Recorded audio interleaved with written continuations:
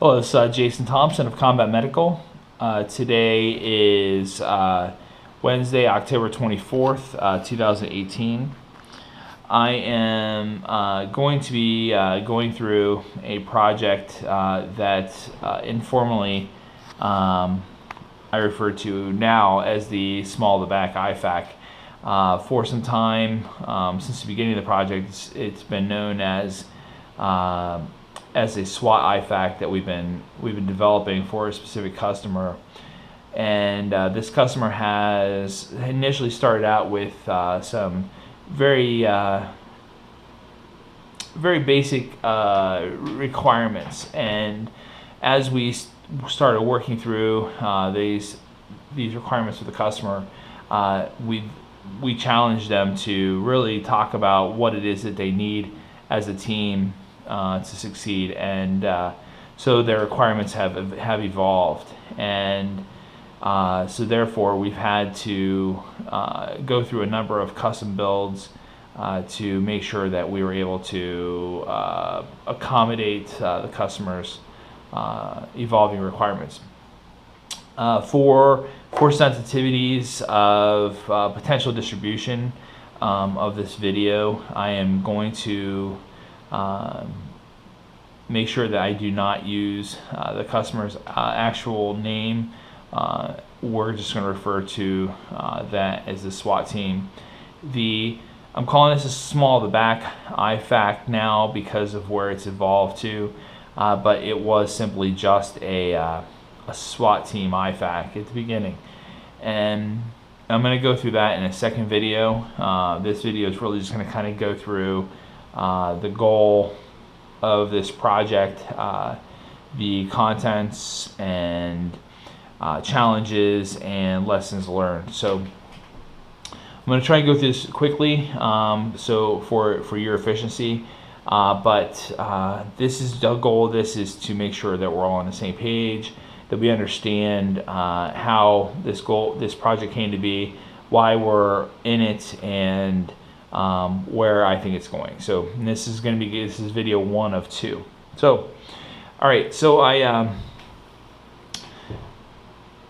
actually it's gonna be 1 of 3. So there's gonna be a separate video done specifically on a custom build that we did, which has great potential for other customers, but it's not going to work well for this specific requirement. So that being said, let's get started. So the goal of this project is to produce an individual first aid kit, or an IFAK, that can be worn by public safety personnel as a uniform item in the small of their back.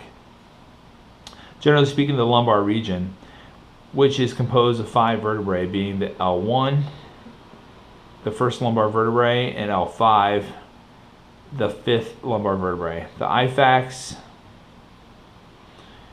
design will avoid contributing to musculoskeletal problems of the lower back, generally speaking between T10, the 10th thoracic vertebrae, and the sacrum, a large triangular bone at the base of the spine that forms through the fusion of S1, the first sacral vertebrae, and S5, the 5th sacral vertebrae, which typically occurs between the 18th and 30th year of life. If possible, IFAK's design will even improve wearer comfort. IFAK contents: the IFAK will be comprised of a nylon vessel that will reside inside a nylon sleeve. Its contents will include critical items that will enable the public safety personnel to prevent deaths attributed to potentially survivable injuries.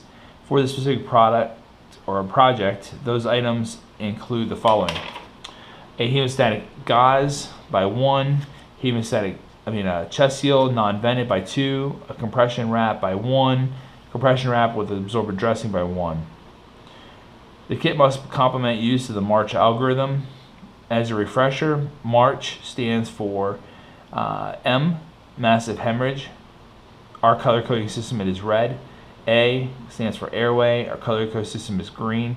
R, respiration. Color coding system is blue. C, circulation. Color coding system is gray. H, head or hypothermia. Color coding system is purple. For this project, to satisfy the hemostatic gauze requirement, we are going to use the Celox Rapid 3" by 5 foot hemostatic Z-fold gauze. We will also be utilizing the tactical mechanical tourniquet, or the TMT. This will be not included inside the IFAK, will actually be mounted on the team members in the center of their chest. For A, they will be utilizing a nasal trumpet, or an NPA, nasopharyngeal airway. In this case, it will be our nasal trumpet with lubricant. The customer will be adding this to the IFAK, but will be refraining from having it in there at this time until additional training requirements are met by the team. R, Fox seal, 5 1/4 inch by 5 1/4 inch, inclusive dressing by 2. Battle wrap for circulation.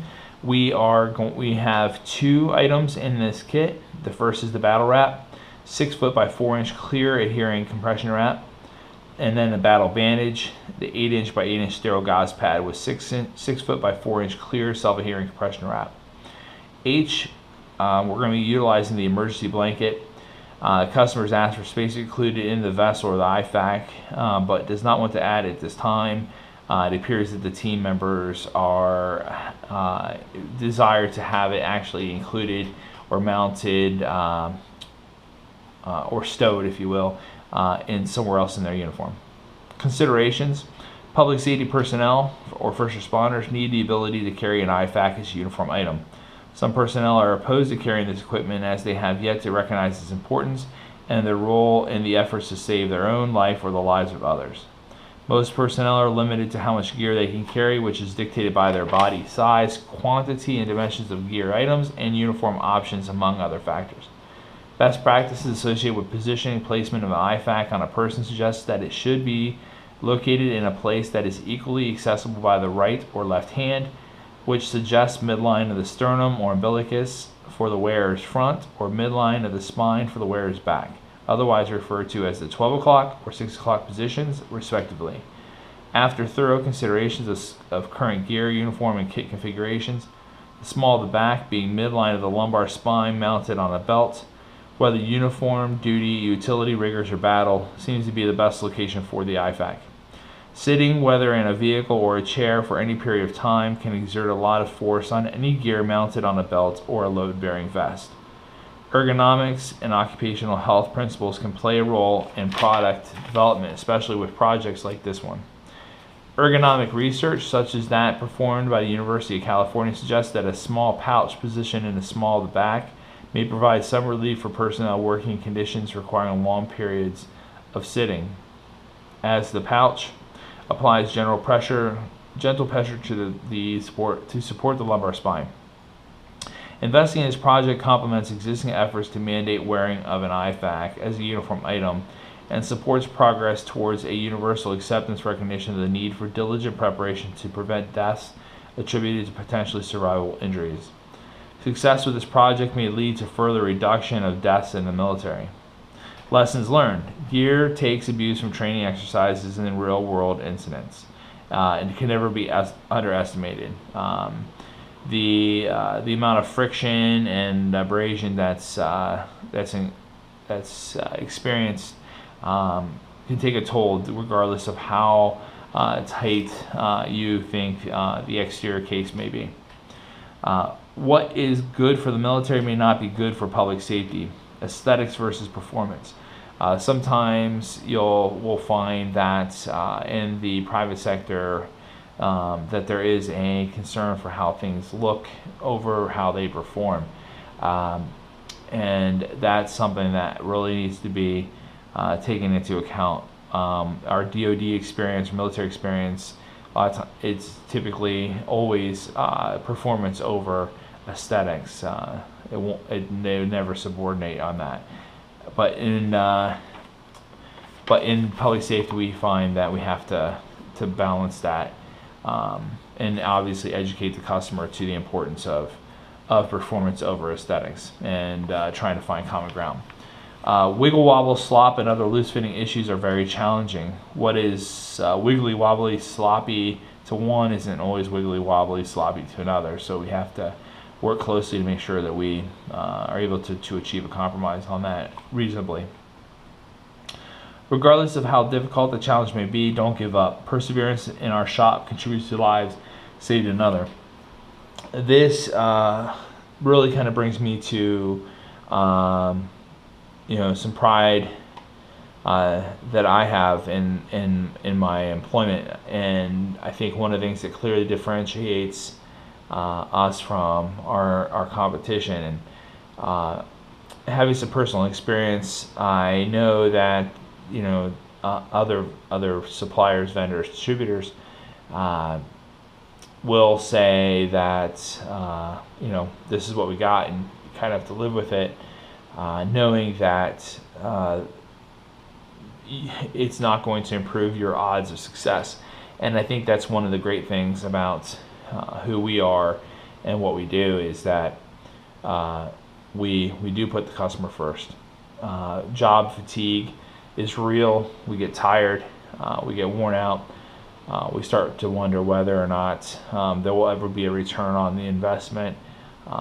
But history has always shown that every time that we've pushed ourselves, we've come out with incredible products and secrets to success, if you will, and that leads to our customers feeling confident in their roles and mission, which then leads to improved outcomes. And I just encourage us to, regardless of how tired, how worn out we may get, that we not lose sight of that. So anyway, with that, I'm going to go ahead and get ready for the next video. And if you have any questions, don't hesitate to let me know. Thanks. Bye.